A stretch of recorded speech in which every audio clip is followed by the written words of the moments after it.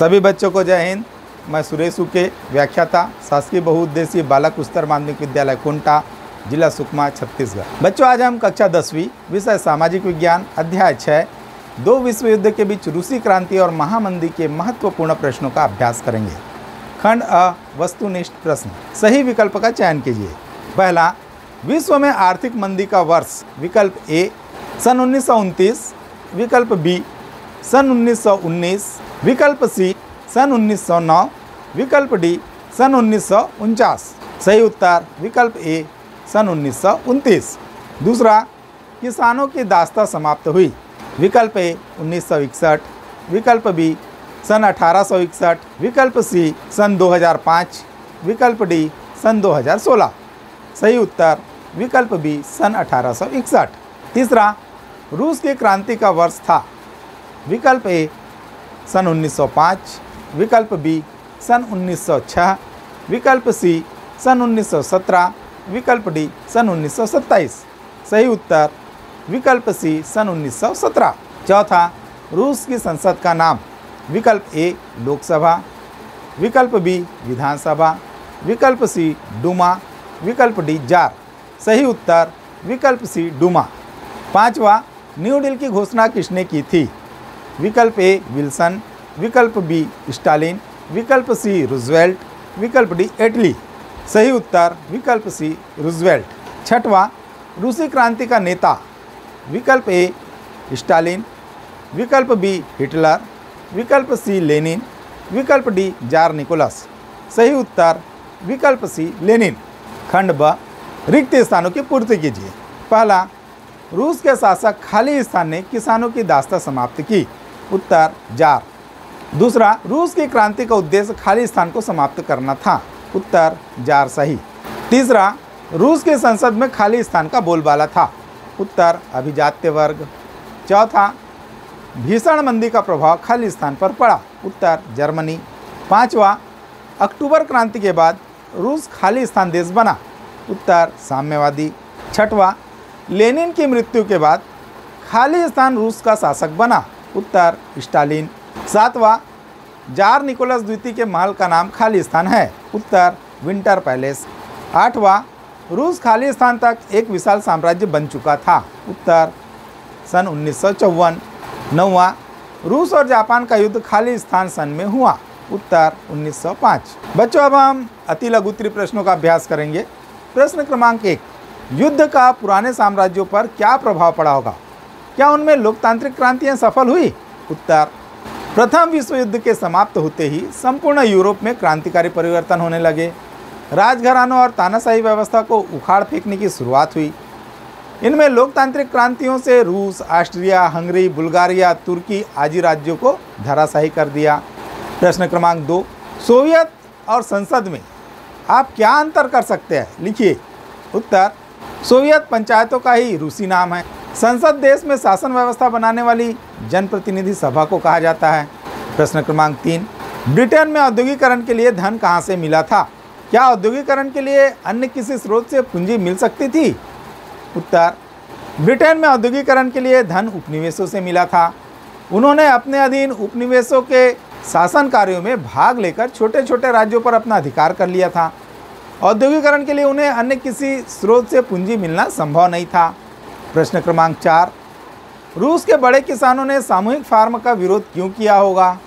उत्तर, रूस के बड़े किसानों ने सामूहिक फार्म का विरोध किया क्योंकि यह एक सरकारी घोषणा थी। इससे निजी खेती समाप्त होने का भय था और सन 1936 तक वही हुआ, कृषि भूमि सरकारी हो गई। प्रश्न क्रमांक 5, क्या समूहीकरण किसानों की सहमति से धीरे धीरे किया जा सकता था? उत्तर, समूहीकरण किसानों की सहमति से धीरे धीरे किया जा सकता था। इससे असंतोष और दबाव की नीति से राज्य बच जाता। बलपूर्वक समूहीकरण ने किसानों को अपनी ही भूमि से अलग कर दिया। कुछ वर्षों तक कृषि संकटग्रस्त रही। प्रश्न क्रमांक 6, लोकतंत्र में सार्वभौमिक मताधिकार का क्या महत्व है? उत्तर, लोकतंत्र में सार्वभौमिक वयस्क मताधिकार के माध्यम से नागरिकों को समान अवसर प्रदान करना, शिक्षा, स्वास्थ्य, बेरोजगार, निराश्रितों, बीमारों और वृद्धों की देखभाल आदि राज्य के कार्यों में समाहित हो जाता है। प्रश्न क्रमांक 7, भारत में राजा महाराजाओं का शासन कब और कैसे समाप्त हुआ? उत्तर, भारत में यूरोपीय कंपनियां व्यापार करने आईं। यहाँ की राजनीति में उन्होंने भाग लेना शुरू किया। कमज़ोर शासकों को सहायता करके उनके राज्यों को क्रमशः हस्तगत करते गए और धीरे धीरे राजा महाराजाओं का शासन समाप्त हो गया। प्रश्न क्रमांक 8, गुलामों और अर्धदासों की दशा में क्या समानता और क्या अंतर थे? लिखिए। उत्तर, युद्ध में विजयी पक्ष हारे हुए पक्ष के सैनिकों को गुलाम बनाकर रखते थे। अर्धदास प्रथा रूस में थी, जिससे किसानों को जमीन के मालिक अर्धदास बनाकर रखते थे। दोनों में अंतर यह था कि गुलामों की बिक्री भी की जाती थी। अर्धदास भूस्वामी के साथ साथ हस्तांतरित हो जाते थे। प्रश्न क्रमांक 9, सन 1861 में अर्धदासता समाप्त करने पर वास्तव में किसे लाभ हुआ? उत्तर, सन 1861 में अर्धदासता समाप्त करने का लाभ भूस्वामियों को ही मिला। प्रश्न क्रमांक 10, अपने आसपास क्या आपने कोई लोक कल्याणकारी योजना देखी है? अगर हाँ तो उसके बारे में बताइए। उत्तर, हमारे आसपास लोक कल्याणकारी योजनाएं इस प्रकार है। पहला, उचित मूल्य की दुकानों से खाद्यान्न बिक्री। दूसरा, निर्धन बच्चों को निःशुल्क पाठ्य सामग्री का वितरण। तीसरा, गरीब परिवार में कन्या विवाह के लिए सरकारी सहायता। चौथा, मनरेगा में काम की प्राप्ति। प्रश्न क्रमांक 11, तुर्की में लोकतंत्र और धर्मनिरपेक्ष शासन किसने स्थापित किया?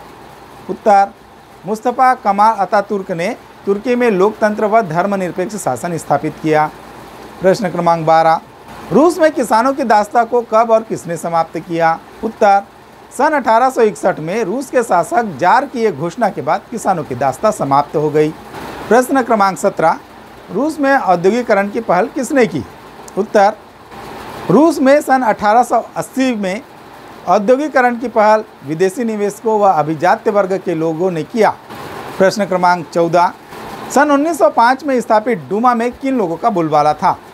उत्तर, जार की चुनी हुई संसद डूमा में संपत्ति वालों और अभिजात्य वर्ग का बोलबाला था। प्रश्न क्रमांक 15, सन 1917 में रूस के किसानों, मजदूरों व सैनिकों की क्या प्रमुख मांगे थी? उत्तर, सन 1917 में रूस के किसानों, मजदूरों और सैनिकों की प्रमुख मांगे जमीन, रोटी और शांति थी। प्रश्न क्रमांक 16, मंदी का किसानों पर क्या प्रभाव पड़ा? उत्तर, किसान अपनी जमीन बेचकर शहरों में रोजगार पाने के लिए चले गए। प्रश्न क्रमांक 17, क्या आपको लगता है युद्ध करना एक आर्थिक जरूरत थी? उत्तर, विभिन्न देशों की गतिविधियों के अनुसार किसान, मजदूर और मध्यम वर्ग के हित में युद्ध करना आवश्यक था, जिससे होने वाले परिवर्तन का लाभ सबको मिल सके। प्रश्न क्रमांक 18, क्या मंदी का किसानों एवं मजदूरों पर एक जैसा प्रभाव पड़ा? उत्तर, नहीं। मंदी का असर मजदूरों पर अधिक पड़ा, किसानों पर कम पड़ा। उद्योग कमजोर हो गए, किंतु कृषि कार्य चलते रहे। मजदूरों का वेतन कम हो गया। मिल मालिकों ने उत्पादन को नियंत्रित करके मजदूरों की छटनी भी प्रारंभ कर दी। कृषक अपने कार्य में लगे रहे। कृषि उत्पादन बढ़ने पर खाद्यान्नों में आत्मनिर्भरता आई। प्रश्न क्रमांक 19, धुरी राष्ट्र में जर्मनी के साथ कौन कौन से देश सम्मिलित हुए? उत्तर, धुरी राष्ट्र में जर्मनी के साथ इटली, ऑस्ट्रिया, हंगरी और जापान आदि देश सम्मिलित हुए। प्रश्न क्रमांक 20, लेनिन का जमीन संबंधी ऐलान में क्या कहा गया? उत्तर, लेनिन के जमीन संबंधी ऐलान में भूस्वामियों की जमीन का राष्ट्रीयकरण और किसानों को जमीन का वितरण करने का निर्णय था। प्रश्न क्रमांक 21, न्यू डील की घोषणा क्या थी? उत्तर, न्यू डील की घोषणा के कारण आर्थिक मंदी से ग्रसित लोगों को राहत, वित्तीय संस्थाओं में सुधार तथा शासकीय निर्माण कार्य द्वारा आर्थिक स्थिति को सुधारने का वचन दिया गया। प्रश्न क्रमांक 22, आर्थिक मंदी के दौर में वस्तुओं की कीमतें क्यों घटी? इसका उद्योगों पर क्या प्रभाव पड़ा? उत्तर, आर्थिक मंदी के दौर में वस्तुओं की कीमतें घटने के कारण पहला, कच्चे माल की कमी हो गई। दूसरा, उत्पादन कम हो गया। तीसरा, मजदूरों की वेतन वृद्धि रुक गई। चौथा, शेयर बाजार में गिरावट आई। पांचवा, बैंकों का दिवालिया निकल गया। इन सारी चीज़ों का उद्योगों पर प्रभाव, पहला, वस्तुओं की बिक्री कम हो गई। दूसरा, उद्योगपति उत्पादन कम करने लगे। तीसरा, अंतर्राष्ट्रीय व्यापार कम हो गया। चौथा, मजदूरों की छटनी होने लगी। पांचवा, पूंजीवादी अर्थव्यवस्था से लोगों का मोह भंग हो गया। प्रश्न क्रमांक 23, सन 1905 की डूमा को लोकतांत्रिक संसद नहीं माना जा सकता, क्यों? उत्तर, सन 1905 की डूमा को लोकतांत्रिक सरकार न मानने के कारण इस प्रकार है। पहला, डूमा का चुनाव अप्रत्यक्ष विधि से हुआ था। दूसरा, डूमा संसद के सदस्य संपत्ति वाले ही बनाए गए। तीसरा, जार को अधिकार था कि डूमा के प्रस्ताव को अमान्य करे। चौथा, डूमा के अधिवेशन का निश्चित नियम नहीं था, वह जार की सुविधा से होता था। प्रश्न क्रमांक 24, रूस की क्रांतिकारी सरकार के प्रमुख कदम क्या क्या थे? उत्तर, रूस की क्रांतिकारी सरकार के प्रमुख कदम इस प्रकार थे। पहला, सोवियतों पंचायतों का गठन। दूसरा, आधुनिक उद्योगों की स्थापना। तीसरा, कृषि का समूहीकरण। चौथा, निजी खेती की समाप्ति। पांचवा, महिलाओं को समाज में समान अधिकार। छठवां, समान शिक्षा व्यवस्था। सातवां, एक साम्यवादी दल को मान्यता। प्रश्न क्रमांक 25, रूस ने औद्योगिकरण के लिए किस प्रकार धन जुटाया? उत्तर, रूस में औद्योगिकरण के लिए धन जुटाने का प्रयास। पहला, विदेशी आयात को नियंत्रित किया। दूसरा, किसानों द्वारा कर भुगतान से प्राप्त राशि। तीसरा, मजदूरों के लिए रोजगार व वेतन के नियम।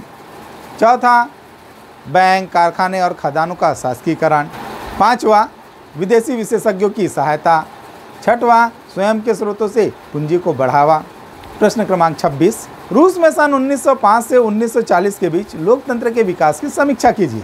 उत्तर, रूस में सन 1905 से 1940 के बीच लोकतंत्र के विकास के लिए अनेक कार्य किए गए। पहला, राजनीतिक सुधार। दूसरा, संसद डूमा का अधिवेशन। तीसरा, मजदूर संगठनों का निर्माण।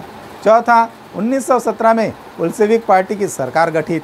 पांचवा, 1918 में जर्मनी से समझौता करके विश्व युद्ध की समाप्ति। छठवां, कृषि का समूहीकरण। सातवां, रूस का आर्थिक शक्ति के रूप में विकास। आठवां, अंतर्राष्ट्रीय साम्यवादी संगठन का जन्म। प्रश्न क्रमांक 27, अमेरिका और सोवियत संघ की आपसी स्पर्धा का वियतनाम पर क्या प्रभाव पड़ा?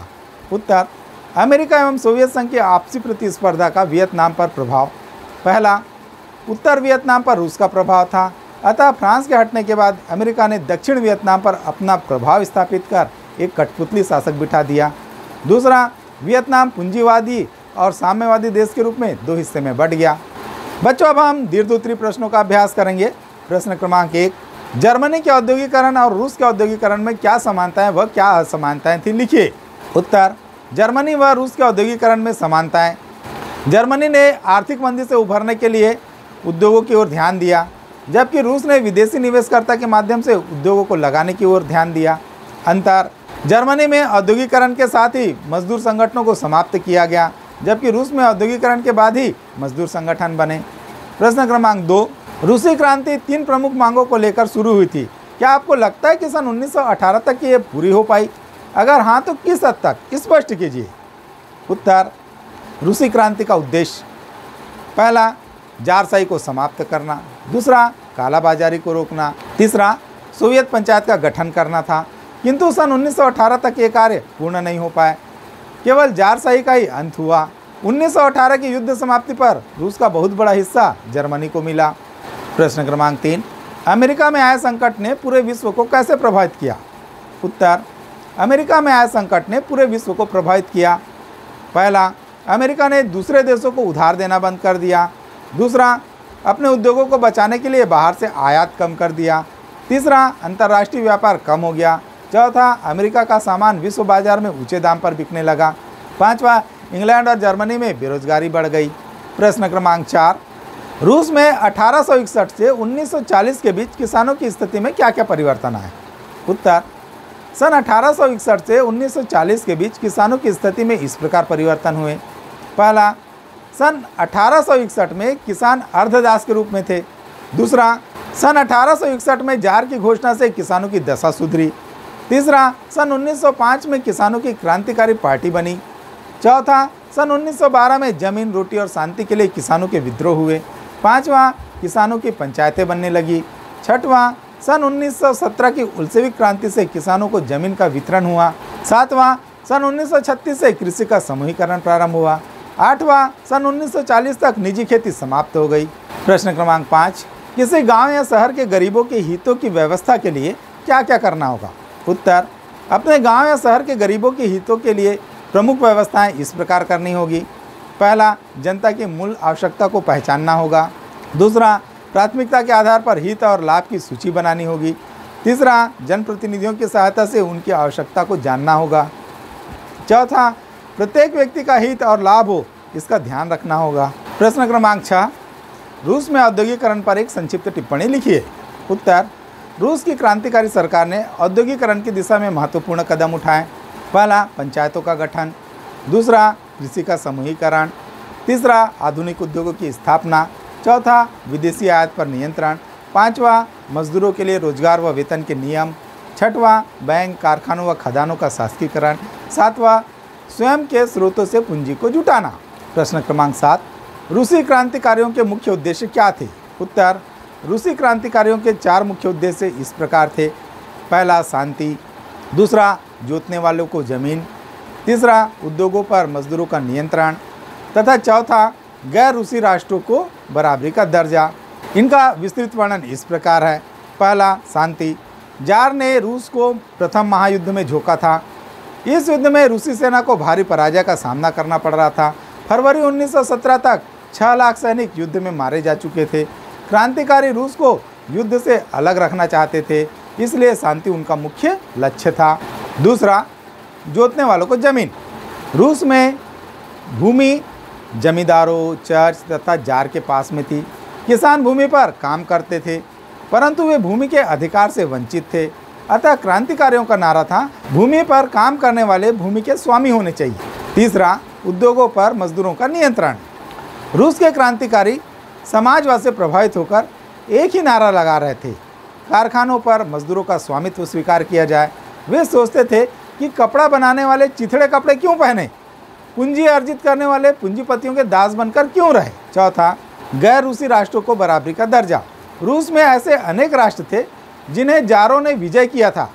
इन राष्ट्रों के लोगों को रूसी लोगों के समान अधिकार प्राप्त नहीं थे, इनका दमन किया जाता था। क्रांतिकारियों का उद्देश्य इन गैर रूसी राष्ट्रों को समानता का दर्जा दिलाना था।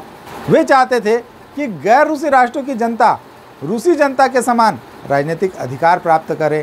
प्रश्न क्रमांक 8, 1917 की क्रांति के बाद रूस विश्व युद्ध से क्यों अलग हो गया? उत्तर, 1917 ईस्वी की क्रांति के बाद रूस इन कारणों से विश्व युद्ध से अलग हो गया। पहला, रूसी क्रांतिकारी आरंभ से ही लड़ाई का विरोध करते आ रहे थे, अतः क्रांति के बाद रूस युद्ध से हट गया। दूसरा, लेनिन के नेतृत्व में रूसियों ने युद्ध को क्रांतिकारी युद्ध में बदलने का निश्चय किया था। तीसरा, रूसी साम्राज्य को युद्ध से कई बार मुंह की खानी पड़ी थी, जिससे इनकी प्रतिष्ठा को ठेस पहुंची थी। चौथा, रूस में 6 लाख से भी अधिक रूसी सैनिक मारे जा चुके थे। पांचवा, रूस के लोग किसी दूसरे के भूभाग पर अधिकार नहीं करना चाहते थे। छठवां, रूस के लोग पहले अपनी आंतरिक समस्याओं का समाधान करना चाहते थे। प्रश्न क्रमांक 9, रूस पर रूसी क्रांति के किन्हीं 5 प्रभाव की समीक्षा कीजिए। उत्तर, रूस में 1917 की क्रांति के पश्चात जिस अर्थव्यवस्था का निर्माण आरंभ हुआ उसकी विशेषताएं इस प्रकार है। पहला, मजदूरों को शिक्षा संबंधी सुविधाएं दी गई। दूसरा, जागीरदारों की जागीरें छीन ली गई और सारी भूमि किसानों की समितियों को सौंप दी गई। तीसरा, व्यापार तथा उपज के साधनों पर सरकारी नियंत्रण हो गया। चौथा, काम का अधिकार संवैधानिक अधिकार बन गया और लोगों को रोजगार दिलाना राज्य का कर्तव्य बन गया। पांचवा, शासन की सारी शक्ति श्रमिकों और किसानों की समितियों सोवियत के हाथों में आ गई। छठवां, अर्थव्यवस्था के विकास के लिए आर्थिक नियोजन का मार्ग अपनाया गया। प्रश्न क्रमांक 10, रूस के पुराने भूस्वामियों और सेनापतियों ने नई सरकार के विरुद्ध गृह युद्ध कब आरंभ किया तथा उन्हें किन देशों से समर्थन प्राप्त हुआ? उत्तर, सन 1918 से 1922 के बीच रूस के पुराने भूस्वामी और सेनापतियों ने नई सरकार के विरुद्ध गृह युद्ध आरंभ किया और उन्हें ब्रिटेन, फ्रांस, अमेरिका आदि देशों का समर्थन भी मिला। प्रश्न क्रमांक 11, वेलफेयर स्टेट की अवधारणा कहाँ विकसित हुई? उत्तर, अमेरिका और ब्रिटेन में एक नए तरह के राज्य की अवधारणा विकसित हुई जिसे वेलफेयर स्टेट कहते हैं। प्रश्न क्रमांक 12, महिला मजदूरों ने किन मांगों को लेकर कब जुलूस निकाला? उत्तर, हमारे कैलेंडर के अनुसार 8 मार्च को महिला मजदूरों ने शांति और रोटी की मांग करते हुए एक जुलूस निकाला। प्रश्न क्रमांक 13, शांति और रोटी की मांग करने वाली महिलाएं किस शहर की थी? उत्तर, शांति और रोटी की मांग करने वाली महिलाएं मजदूर पेट्रागाट शहर की थी।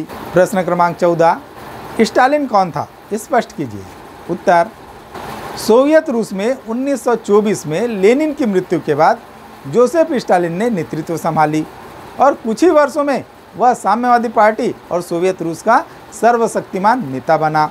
साथ ही उसकी नीतियों का विरोध करने वाले कई नेताओं को मार डाला गया। स्टालिन 1953 में अपनी मृत्यु तक सोवियत साम्यवादी पार्टी और सोवियत संघ का तानाशाह बना रहा।